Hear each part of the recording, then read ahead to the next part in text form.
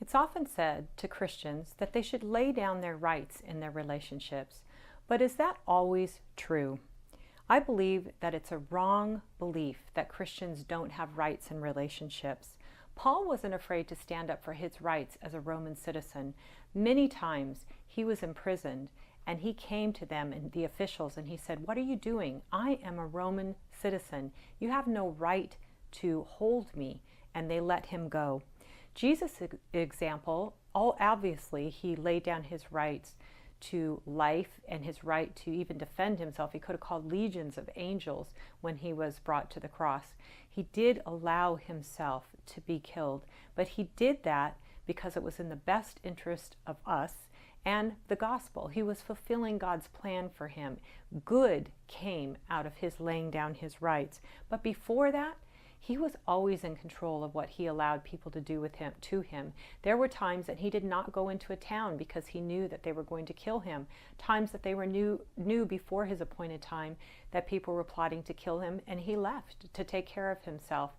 Other times, he spoke up very, very confrontationally to the Pharisees and told them exactly who he was. He refuted what they were saying. He spoke very, very hard-hitting, confrontational truth to them.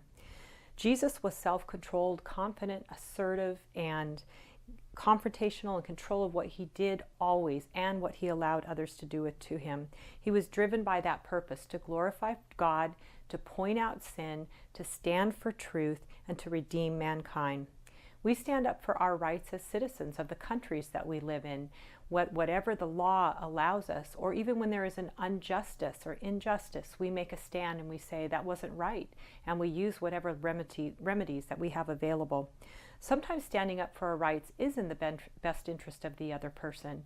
We're letting them know that we need to be treated respectfully, our needs matter, that they need to take care of the responsibilities that they have in the relationship, that we have a right to be heard, we have a right to our feelings, a right to our needs, a right to our opinions, a right to our possessions, the things that we have in a marriage and relationship, the right to have access to the money, the right to be included in decisions. Sometimes laying down our rights does work in the best interest. We can choose if we want to go to court with somebody in a lawsuit, or we can choose not to. But it is not wrong to defend ourselves. Again, we have to consider what is in the best interest of the other person, ourselves and the gospel in the situation. 1 Corinthians 9, Paul had the right as an apostle to be paid, to be provided for by the people that he was ministering to. But he made it very clear to them that he chose not to exercise that right because he felt that it would hinder and hurt his witness. And he said, "I would rather that all would be saved, no matter what it takes, and I will make a decision that will not affect my witness to you." So he worked as a tent maker to provide for himself, giving up the right to be provided for. Again, of voluntarily giving up of his right. But he reminded them that he did have that right. In 1 Corinthians 6, 1-8, Paul also confronted the lawsuits among the believers. Back then, the Jews had the opportunity to go to courts within their own jurisdiction, within each other, and not going outside to the Roman courts. But they were doing that for very petty things. And Paul said to them, again, "You're hurting your witness. Why are you doing that? It would be better for you to be wronged than for you to take your disagreements to the outside amongst unbelievers." The fact that they had lawsuits, he said, meant that they were already defeated.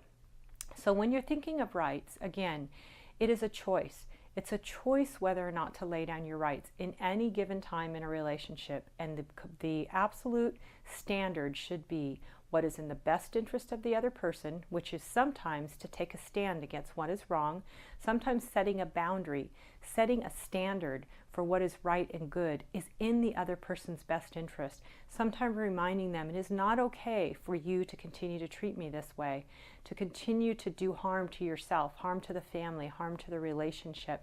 And I need to let you know that that is not okay and that I do not deserve to be treated this way. All of those things can be a part of standing up for your rights. So there are times when it is good to stand up for your rights, and there are times when it is good to lay down your rights.